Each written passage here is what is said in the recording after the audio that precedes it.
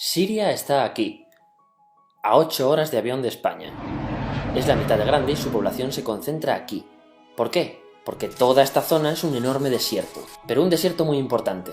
Tiene 1/3 de las reservas de petróleo del mundo y también de gas natural, según algunos el nuevo petróleo. Para sacarlo de aquí y llevarlo a Europa, hay que rodear toda esta península y salir por el canal de Suez. Como te puedes imaginar, aquí te cobran. Pero hay otra manera más fácil, la línea recta. El que controle estas tuberías las puede abrir y cerrar, como un grifo. Si no pagas, no hay petróleo, ni gas. Esta región es la polla. La civilización en el planeta empieza en 3 sitios y este es uno de ellos. Mesopotamia, aquí. Sumer, que te sonará menos, pero es el puto inicio de todo. Aquí también. ¿Recuerdas la Torre de Babel de la Biblia? La hicieron estos tíos. Egipto, aquí. Siempre ha sido un punto de contacto entre Oriente y Occidente, dando a Asia salida al Mediterráneo. Quizá por eso aquí nacen las principales religiones monoteístas, el judaísmo, el cristianismo y el islam. El islam es el último que llega y de hecho acoge a las 2 anteriores. Adán, Noé, Moisés, Jesucristo son considerados profetas islámicos. Bueno, al grano. Como la zona es la hostia, todos han querido controlarla y siempre ha estado dentro de algún imperio. Persas, griegos, los romanos. El imperio romano termina partiéndose en 2, y finalmente solo sobrevive esto. Ahora es cuando la última religión monoteísta, el Islam, construye su propio imperio. ¿Te acuerdas de las cruzadas?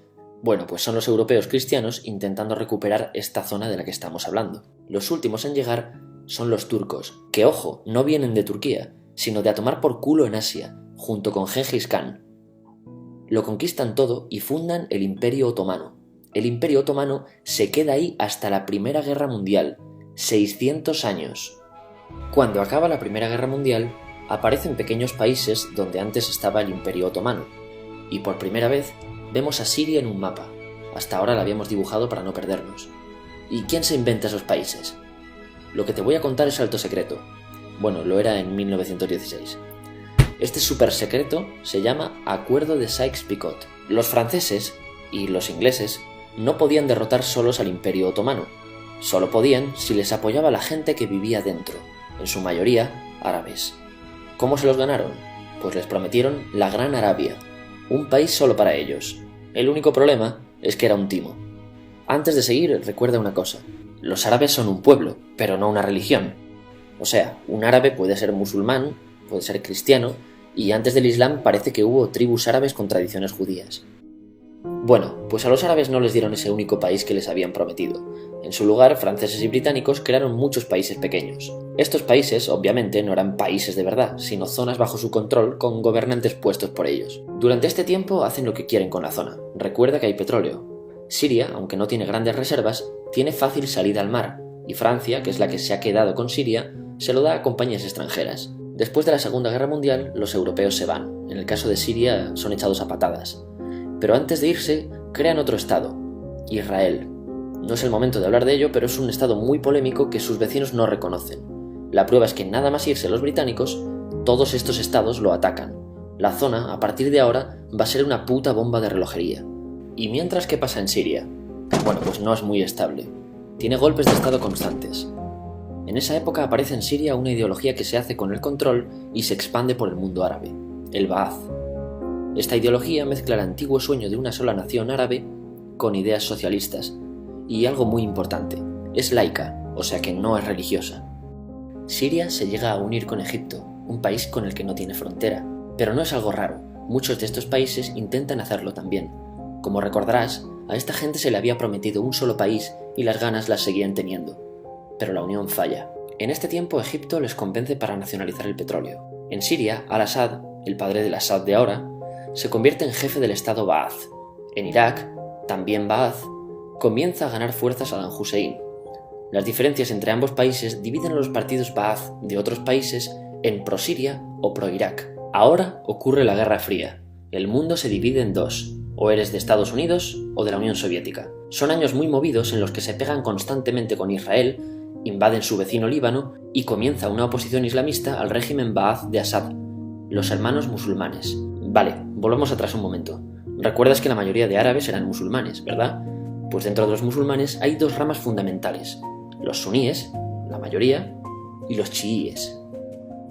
En el caso de Siria, a pesar de ser un estado laico, los gobernantes como Assad y jefes militares eran chiíes, los cuales representan menos del 13%. En cambio, casi el 70% de la población es suní. Un dato curioso es que los cristianos son casi el 10%. Que los chiíes controlen el gobierno y el ejército mosquea a la población suní, y este sentimiento es aprovechado por los hermanos musulmanes, islamistas radicales suníes.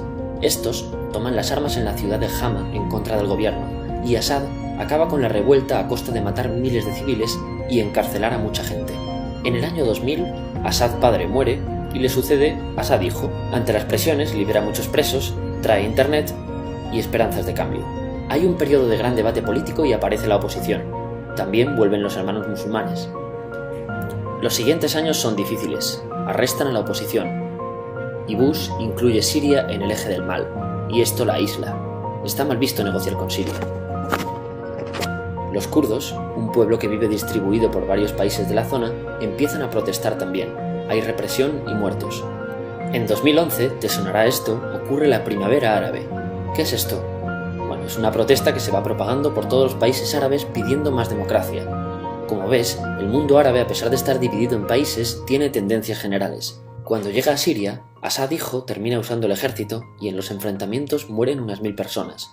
Los enfrentamientos irán escalando hasta que se conviertan en guerra civil. No hay un momento exacto de inicio. Lo importante es que hoy en día hay numerosas facciones en juego. Vamos a verlas. Pero primero piensa en que todo está dividido entre chiíes, la minoría, y suníes, la mayoría. Chiíes y además laicos, o sea no religiosos, son el gobierno de Al-Assad. Controla todo esto, que si recuerdas son básicamente las zonas chiíes del país. El gobierno de Assad está enfrentado al resto. También mayoritariamente laico, pero suní, es el Ejército Libre de Siria o FSA en inglés. Junto con el Frente Islámico, que es religioso, y otros 70 y pico grupos más, forman una coalición que la prensa llama simplemente la oposición. También suníes e islamistas, pero radicales, son Al-Nusra, llamados Al-Qaeda en Siria, porque son básicamente eso, Al-Qaeda en Siria. Otros islamistas radicales son el ISIS o Estado Islámico. Salen de Al-Qaeda en Irak, controlan la mayor parte de Siria e Irak y se han hecho famosos por sus atrocidades. Su objetivo teórico impacta a muchos. Es un Estado Islámico a lo largo de Asia, África y Levante, aunque a ti ya te suena, ¿verdad? En naranja tenemos al pueblo kurdo, que recordarás porque el presidente Al-Assad lo reprimió, al igual que gobiernos de países próximos también hacen. Ahora controlan militarmente esta zona. Antes de terminar, repasemos los apoyos internacionales a fecha de octubre de 2015. Las fuerzas de Al-Assad son apoyadas por Rusia, que ya tenía base militar en el país antes del conflicto, por Irán y por China. Todos son países de lo que Europa llama Oriente. En contra de Assad, apoyando a la llamada oposición, luchan Estados Unidos, Turquía, Francia, Gran Bretaña y Arabia Saudí. Podemos terminar con algunas conclusiones. Te advierto que esto ya es pura opinión. Si recapitulamos, vemos que la región es estratégica. Por su situación privilegiada, todos la quieren. Siria siempre ha estado bajo el paraguas de grandes imperios. Piensa que hace 100 años la actual Francia era Francia, Gran Bretaña era Gran Bretaña, pero es que hace 200 también, y hace 300 también, y hace 400 también. En cambio, Siria solo es Siria desde hace menos de 100 años, y solo se gobierna a sí misma desde hace poco más de 50. Además, jamás decidieron sus fronteras, se las impusieron. Europa divide Oriente Medio a su antojo para controlarlo, diseñando países sin tener en cuenta su población. Muchos historiadores dicen que todo pueblo tiene la necesidad de manejar su propio destino, pero estos ingredientes que hemos visto juegan en contra de proyectos como la Siria Ba'ath, que encima usa la represión para mantenerse. En última instancia, producen una guerra civil. En este contexto no es extraño que aparezcan actores que se alimenten de la desesperación, el sentimiento suní de opresión y la visión de Occidente como invasor. ISIS usa la identidad árabe y la mitología de antiguos imperios. Cuando quieras entender el presente, pregúntate: ¿y el pasado?